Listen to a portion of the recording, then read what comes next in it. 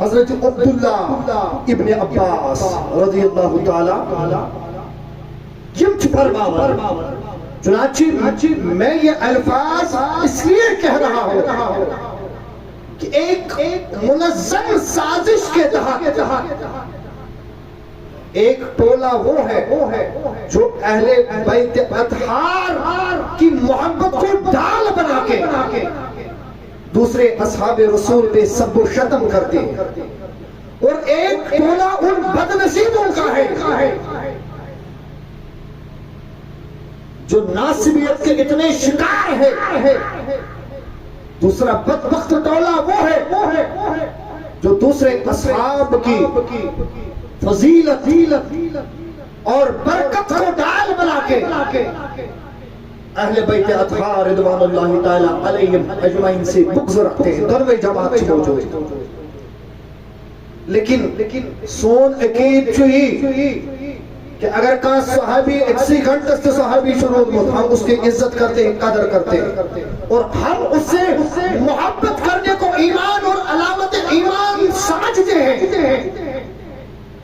اس ایمان سمجھا ہاں سو الگ سوال صحابن مستشفت صحابی یمن زن کینچن پر فضیلت یہ سودی کتھا یہ قرآن کے ونن یمو ہجرت پت یا یمو صلح حدیبیہ پت یا یمو فتح مکہ پت ایمان اور ورزا جاگدہ سے حضرت محمد تم ہکن فضیلت تمن سجمان کرت کے یمو زن تم ساتھ حضور از بکار آئی ایمان اور آمنا صدقناون یہ پور دنیا سے خالف حضرت محمد ابو سفیان استمنان رضی اللہ تعالی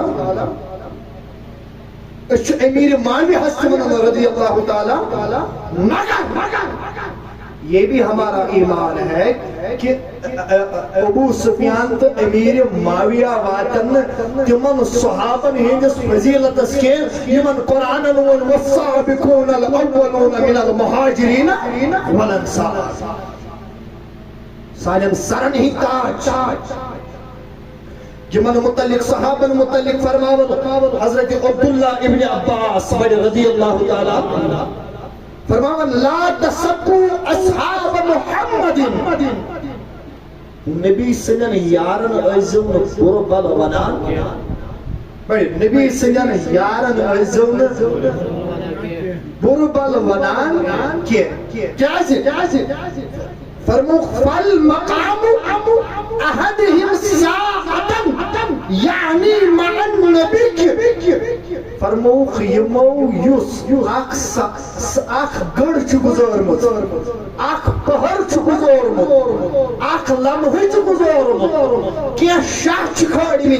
نبی رحمت صلی اللہ علیہ وسلم سندس رفاقت اسمس صحابن مویو بربان کیسے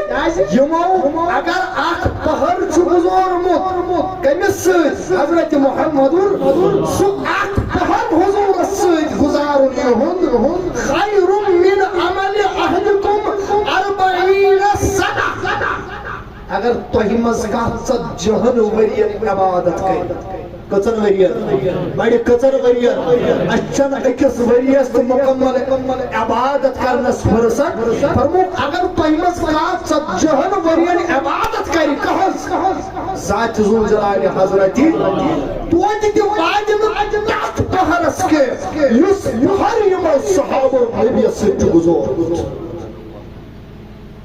زیلتس منز گئے سوئی پہر